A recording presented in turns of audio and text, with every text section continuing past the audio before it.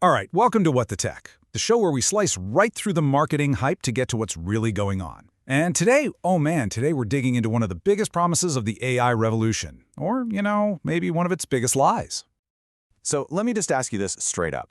You think learning AI is going to make your job safer, right? I mean, that's what everyone's been telling us. Upskill, learn AI or get left behind. But what if that's not just the wrong advice, but actually the opposite of what's happening for a lot of people? Okay, look at this number, 0.57. Now you might think, what is this? Well, it's from a brand new study by the St. Louis Fed, and what it shows is the correlation, the link, between how much a job uses AI and how much unemployment is going up in that field. And let me tell you, in the world of economics, a number that high isn't just a little blip on the radar, it's a full-blown siren blaring. All right, so let's really dig into the data now. The St. Louis Fed's findings, this is where things get really interesting. So this is a direct quote from the Fed's research.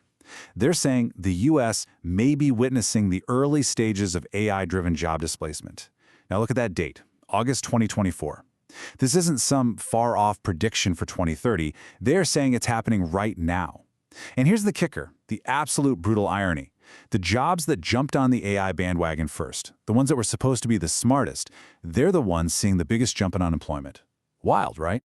And this chart just lays it all out, plain as day. Look at this. On one side, you've got your computer and math jobs, the tech-savvy fields. They've got almost 80% AI adoption, and boom, a 1.2% jump in unemployment.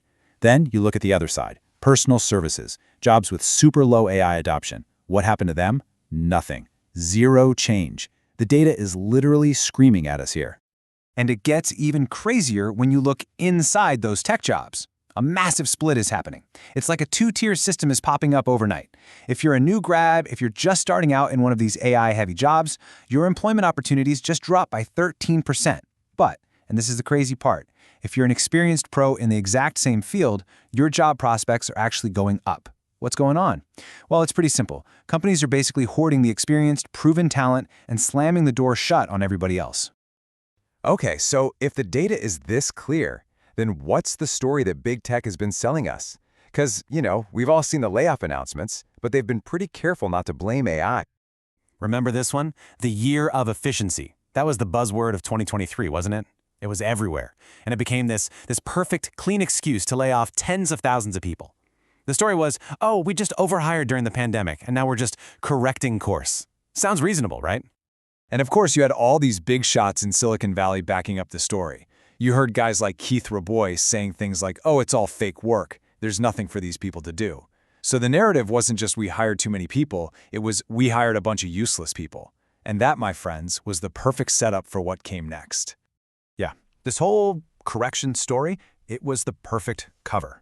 Because while everyone was talking about efficiency and trimming the fat, something much bigger, much more permanent was happening behind the scenes. So now, let's get to the uncomfortable truth. Let's peel back that cover story and see what's really going on.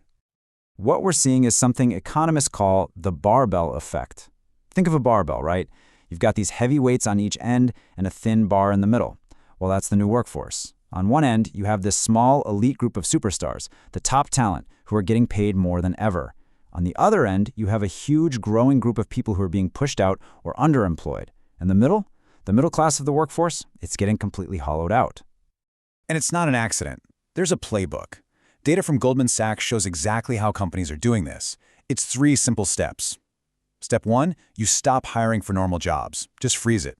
Step 2, you concentrate all your hiring on a handful of elite AI people. And then step 3, and this is the really ruthless part, for every one AI specialist you hire, you lay off multiple other people whose work can now be automated or augmented. It's a cold calculation.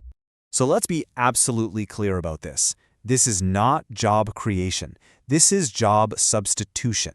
They aren't adding new jobs to the economy. They are actively replacing a larger group of human workers with a much smaller AI-powered group.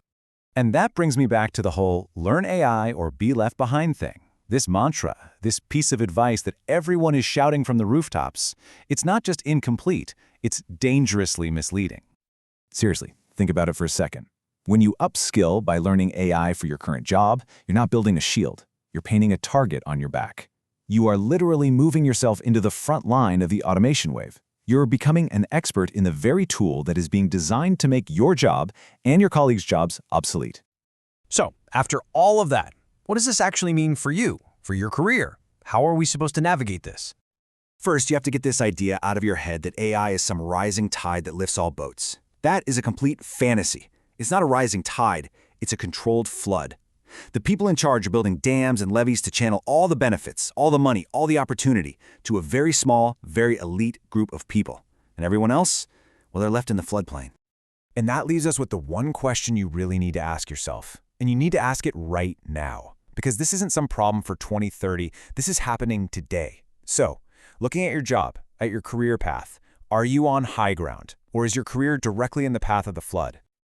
Look, if you appreciate this kind of analysis, no hype, just the hard data and what it means, do us a favor and hit that like button and subscribe to WtT. We've got a lot more hard-hitting commentary coming your way. Thanks for tuning in.